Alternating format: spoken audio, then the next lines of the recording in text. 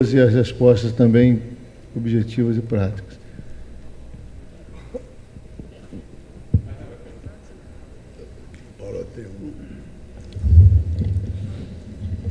I have a question for the first presentation.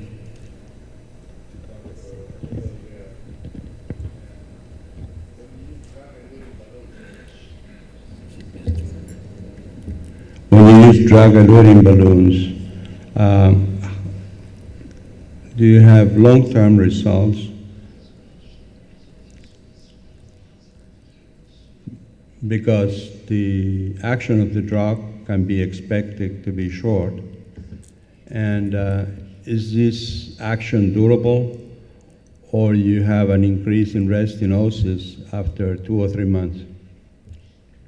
Ok, thank you. Vou responder em português, né? Ok.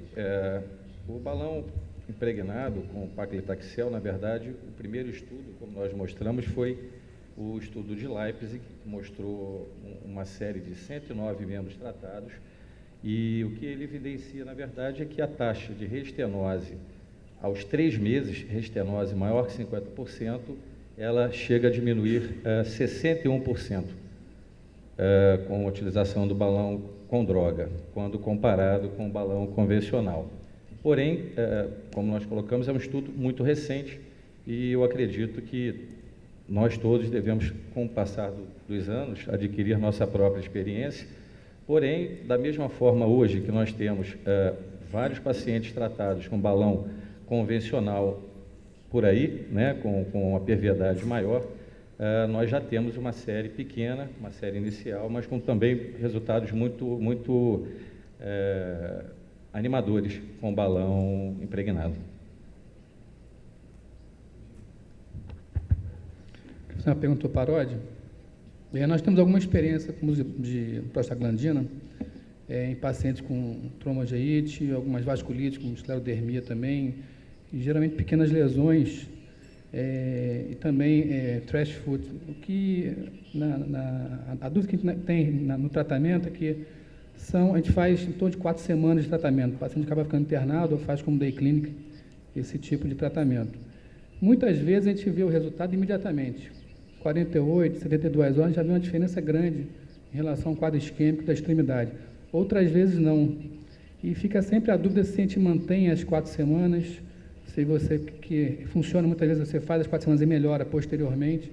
A minha pergunta para o Dr. Paródia é essa, se normalmente ele faz sistematicamente as 4 semanas de tratamento preconizado, ou ele suspende se não há resultado imediato, qual é a conduta dele? Our experience mostly is in intraarterial use. We started also with critical limb ischemia with intravenous use, with some positive results, but they are not uniform. What I can tell you is in patients with Berger's disease and patients with arterioembolism, the intraarterial use is not short-acting because it's durable. And also, you don't need to do many injections. Sometimes with one injection, with a patient with Berger's, we see results, intraarterial injection. We use between 200 micrograms and 1,000 micrograms. And we infuse that in 3 hours intraarterially. And when we see the change in color and edema, we know that that's going to work. In patients with vasculitis, or a patient with scleroderma, when you don't see the change in color and temperature and you don't see edema, the results are not good. But in arterioembolism and in Berger's disease, our results are uniformly good with intraarterial use.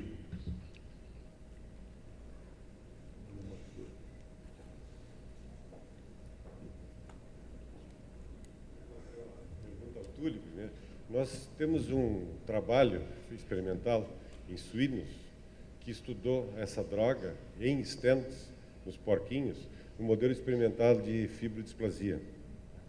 Esse trabalho foi publicado no Vascular e mesmo com stent liberando a droga lentamente, ao longo do tempo, isto é, teoricamente o efeito teria que ser melhor que o balão, nós não conseguimos mostrar diminuição da hiperplasia intimal nesses animais de experimentação. É claro que o porquinho, mesmo sendo o animal mais indicado para estudar hiperplasia intimal, e ele produz hiperplasia intimal em 4 semanas, nós não conseguimos mostrar essa diferença, não houve diferença estatística na hiperplasia. A correlação com os estudos clínicos fica difícil, então talvez o mecanismo seja diferente, mas a verdade é que experimentalmente nós não conseguimos reproduzir diminuição da hiperplasia intimal com o stent impregnado com essa droga. E a pergunta do Dr. Parodi, se ele tem experiência com essa droga, com a prostaglandina, em outros territórios, como o renal, por exemplo. Eu acredito que a pergunta tenha sido para mim, né, Yeah. pastor, sobre... Ah, ok. Yeah, we do have experience with atheroembolism in the renal arteries and the superior mesenteric artery. I would say the most catastrophic problem you can see is massive atheroembolism in the superior mesenteric artery. Results are not good at all, and most of our patients needed a resection of the bowel. But in the kidneys, the results are very, very encouraging. There are other groups using prostaglandin intraarterially and for several problems, but mainly for atheroembolism. And even intravenously, you see an improvement of the renal function in patients with atheroembolism.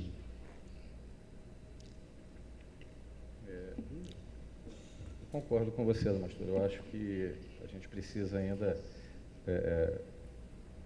criar a nossa própria experiência porém, a gente tem aí alguns estudos hoje, poucos na literatura, o Debelon, o Debate, o trabalho de Leipzig, que mostram, o Debate nós mostramos resultado preliminar, que mostra uma diminuição na reestenose e na reoclusão, mas não nos estentes impregnados, apenas o que nós mostramos foram trabalhos de balões impregnados.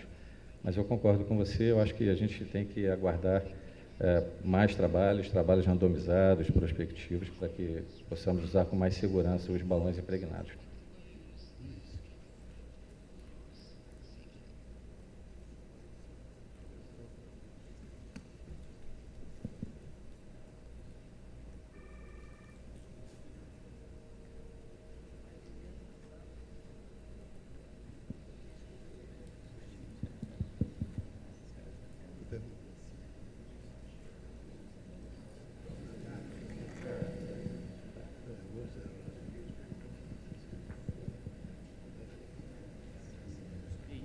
Ei. Uma pergunta para o Dr. Parodi.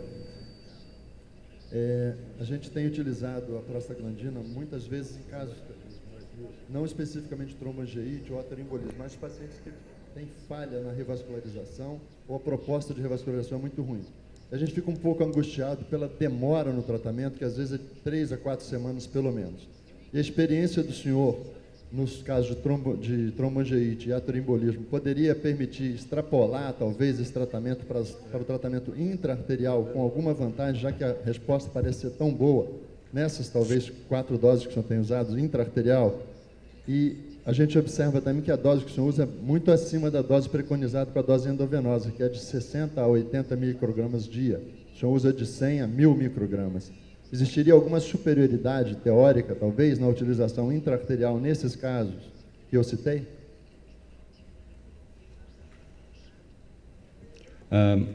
We treated patients with critical limb ischemia.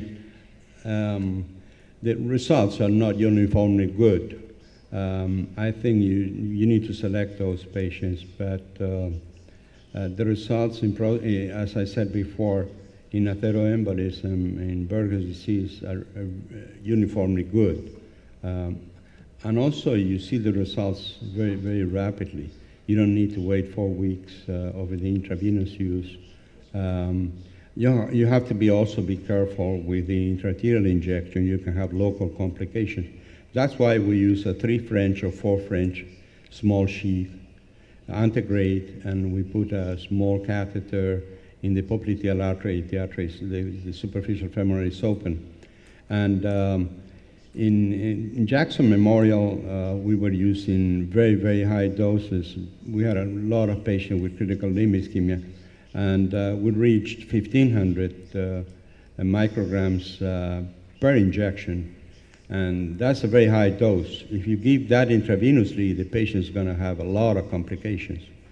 But intraarterially, because the drug is clear in the lungs, you don't see big complication. If you give the prostaglandin in a small dose per minute, you don't see hypotension. What you see is pain, and you need to have the anesthesiologist to give the appropriate medication during the treatment. But as I said before, in more than 30 years, we didn't have any complication with the use of prostaglandin. We are very, very careful, as I said, with the introduction of the 3' sheath in the femoral artery. We didn't have any false aneurysm, and we didn't have any infection. But that's a potential problem if you use the intraarterial.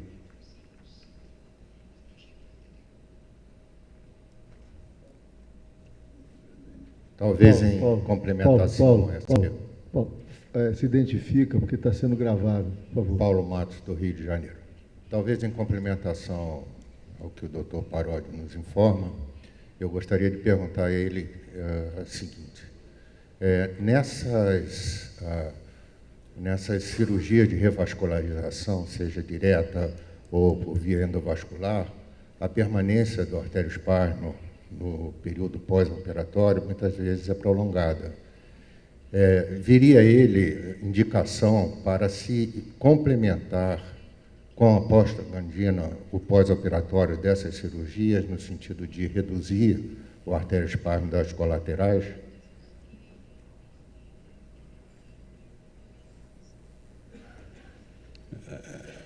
I think it's a very interesting proposal, but we haven't used the prostaglandin in those cases.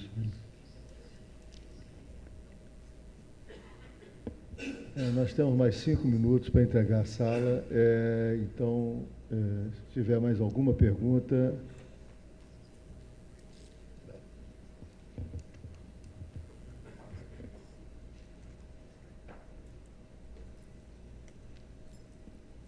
Bom dia, Carlos Peixoto, Rio de Janeiro.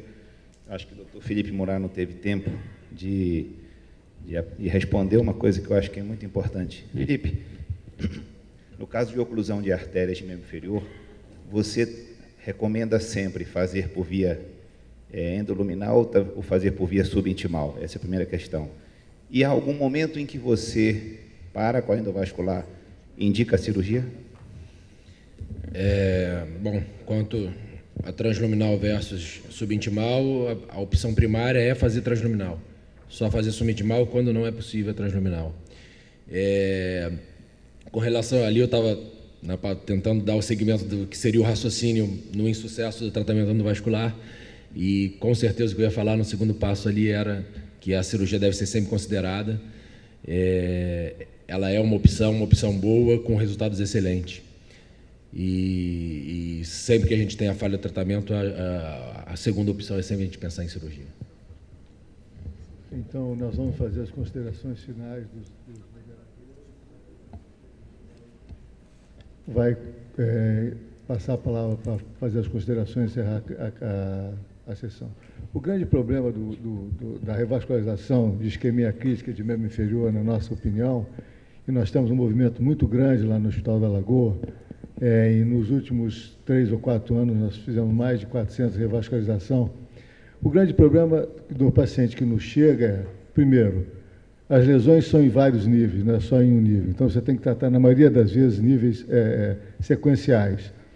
E o grau de reestenose, o grau de oclusão é muito alto, principalmente no território fêmur-poplíteo. Então, essa é a grande preocupação. O que a gente quer no ponto final é recuperar a lesão. A gente sabe que, às vezes, esse tratamento endovascular, ele vai fechar e você pode tentar reabrir, mas a preocupação é salvar a lesão.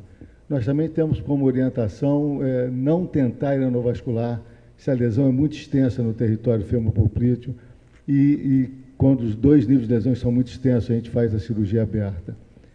Então, eu acho que essa é a grande preocupação. O balão com droga está começando agora e é muito difícil você entender como isso vai funcionar, porque você não pode mobilizar o balão. Mas você não consegue, para passar o balão pelo introdutor, você tem que pegar no balão. Então, segundo os fornecedores do material, isso aí já está, essa perda já está contabilizada, mas é uma esperança. Com o trabalho de Leipzig, a gente sabe que a reestenose, pelo menos na mão deles, a reestenose e a reoclusão é bem menor. Então, essa é a nossa preocupação. E uma preocupação que a gente tem também, quando não fazer nada e partir para a amputação primária? A gente sabe que em vários pacientes, nós fazemos várias tentativas de revascularização, nós não conseguimos, e a amputação vai ser feita num tempo mais avançado, com um risco maior de vida do paciente. Verinha. O que nós temos que agradecer as apresentações, foram todas muito boas. Infelizmente, algumas não puderam terminar, porque nós estamos aprendendo ainda a obedecer o tempo, mas o que a gente sente atualmente é que realmente a cirurgia endovascular tem sido a primeira opção na revascularização infrapatelar e suprapatelar mesmo, revascularização de membro inferior. Isso por quê? Porque até há pouco tempo atrás, a meta, quer dizer, o gol da revascularização era a perviedade. Nós nos preocupávamos muito com o tempo em que esses enxertos colocados durariam para a cirurgia de revascularização. E atualmente a grande mudança é que nós sabemos, com a experiência adquirida, que o tempo não é mais a coisa mais importante. O mais importante é que, se esse procedimento realizado permanecer por pelo menos 6 meses, por mais grave que sejam as lesões desbridadas e revascularizadas, necroses e tudo desbridadas, esse paciente terá uma grande chance de que a sua cicatrização seja completa. Então, nós não estamos mais tão preocupados com o tempo de duração do nosso procedimento, e sim com o resultado, como o Dr. Vasco disse, o resultado é a cicatrização. E, nesse aspecto, a cirurgia endovascular tem se imposto por causa disso, porque se torna mais simples, é menos agressiva, e nós sabemos também que os nossos doentes duram pouco, eles têm uma sobrevida muito pequena, não é? São doentes muito graves, cheios de comorbidades, então, essa tem sido a grande diferença. Então, a luta agora realmente é para que os nossos procedimentos endovasculares sejam um pouco mais duradouros e suficientes para que deem um recado. Então, fica aqui muito importante a noção de que nós temos que ter, principalmente, uma indicação muito segura para as nossas cirurgias, né? O paciente com claudicação, não vai se botar stent o paciente com claudicação, porque a grande maioria deles vai se recuperar com as medidas clínicas, etc., né? Então, a indicação se impõe para que, quando nós façamos uma cirurgia endovascular, realmente o paciente tenha um grande benefício e não a gente colocar mais uma doença nesse paciente, porque nós sabemos que os nossos stents ainda não têm a durabilidade necessária. Quanto à apresentação do Dr. Navarro, eu fiquei assim curioso, porque diretrizes para a cirurgia endovascular pelo Sistema Único de Saúde no Brasil é uma coisa que me intriga um pouco, porque eu acho que são muito poucos centros ainda que estão habilitados, né? E os recursos têm sido cada vez menos dirigidos para o serviço público. Então, fazer diretriz realmente é uma coisa importante, mas o quanto serão aplicadas essas diretrizes? Quais as possibilidades realmente, considerando esse continente que é o Brasil, né? Então, eu acho que nós temos que ter, além da cirurgia endovascular, nós temos que ter principalmente os recursos para que pelo menos as cirurgias diretas de revascularização, utilizando veia, sejam feitas. E no Brasil, infelizmente, eu acho que nem isso a gente está tendo condição ainda e as coisas estão cada vez piores. Não é uma crítica, é apenas uma observação de quem já está assim, com um caminho bem longo, né, nessa coisa, e realmente as dificuldades têm sido muito grandes, né, no serviço público. No mais, eu quero agradecer aos apresentadores e agradecer principalmente a oportunidade do convite de participar dessa mesa redonda. Muito obrigado. Passar a palavra ao nosso presidente, o professor Emil Burger. Obrigado. Bom, me resta agradecer novamente o honroso convite para presidir essa sessão tão importante, que é o dia a dia de todo cirurgião vascular. Lidar com isquemia crítica não é muito fácil, como ficou cabalmente demonstrado pelas magníficas apresentações que foram mostradas aqui. O avanço da cirurgia endovascular é uma coisa impressionante, né? E hoje, em São Paulo, a maioria dos serviços dão como primeira opção o tratamento endovascular. A cirurgia direta, como mostrou o doutor Virginie, ela tem ainda indicação, né? Nas lesões muito extensas, se você tiver uma boa veia, você ainda pode fazer uma cirurgia direta. Mas existem uma série de pontos controversos ainda que limitam uma atuação total do cirurgião perante a isquemia crítica, que é, na minha opinião, ainda muito grave, de difícil tratamento, tanto encaminhando para a cirurgia endovascular como para o tratamento cirúrgico. Em todo caso, foi mostrado que houve um avanço muito grande com uma série de novas medidas. Então, eu agradeço mais uma vez o honroso convite da Regional do Rio de Janeiro e agradecer a plateia, muito atenta, e foi um debate muito interessante. Muito obrigado a todos. Nós vamos entregar a sessão para a cerimônia de abertura.